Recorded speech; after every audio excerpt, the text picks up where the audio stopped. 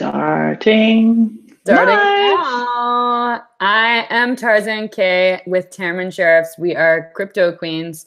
I am new to cryptocurrency and I have all sorts of questions. I'm a total newbie and Tamron is the master. So I'm coming to you with all my questions. Why don't you introduce yourself, Tamron? Hey everybody, I'm Tamron Sheriffs and I am a total crypto enthusiast. I spend most of my time trawling through all there is to know about crypto these days. It's my main focus. So I'm really keen to just get as many people as clued up as possible in the simplest way that I can. And one more thing to add, both entrepreneurs, both moms. I think that's pretty relevant to this story. I especially think cryptocurrency is so important for entrepreneurs. Man, my business leaks so much money to fees, and I'm really excited about how cryptocurrency could change that. And what about you? What's exciting about it for you, Tamron? Yeah, that's a major draw to crypto for me. And if you zoom out on the same point, this idea that we are literally creating an alternative financial system together is mind-blowing for me. And there's nothing that stops 10 years from now everybody saying, hey, we shift into a new financial system and I'm going to do that by getting involved in crypto. And we look back and say, hey, remember that crazy time when we used to use things like US dollars and the government used to have an influence on it? Wouldn't that be amazing? So that's why I'm here. Awesome. Okay. So my question today, I think, is one probably a lot of people had if they joined Coinbase last year. But me, as a Canadian, when I joined Coinbase, I could only buy $250 US worth of whatever coin per day. So I came to it and I was like, oh, I think I want to put $5,000 into crypto right now. It's my first buy of any crypto.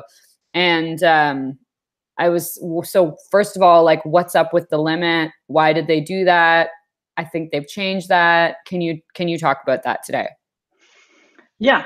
So I can totally relate to your experience. When I first got involved in crypto, I initially used a totally different platform that also had lots of restrictions in place. It was a Europe-based platform.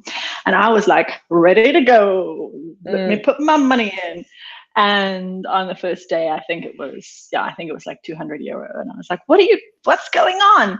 But this problem illustrates exactly why cryptocurrency is becoming an alternative solution, is that it is regulation in place. If it's any exchange that you're going to use, like Coinbase, an American exchange, is a financial services provider. And they are at the mercy of being compliant, and they are regulated. And in the US, they have a know your client regulation, and they have to know stuff about you. And that is for reasons of preventing fraud, preventing identity theft, preventing money laundering, preventing all kinds of things. And they don't want you to just be able to get started and do large transfers. So they've got these verification steps in place that they can actually be sure that you are who you say you are. And they can do that over a period of time by verifying all kinds of things like your identity document, your physical address, etc., etc.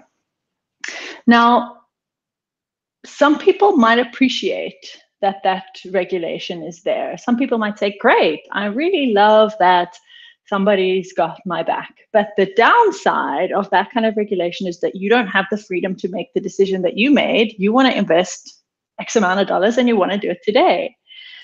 And the beauty of cryptocurrency is that once you're through the gate, I was kind of making an analogy of Red Rover. I don't know if that's a game where all the kids line up and hold hands and they say, send someone over. Like once you've broken through the traditional system and you're on the other side, you are free of any of that regulation. Once you've purchased cryptocurrency, there's nobody regulating what you can do with it, who you can send it to, how much you can send.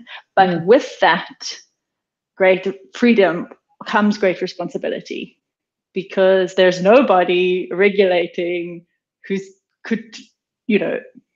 if you made the wrong transaction, there's no reverse transaction fees, for example.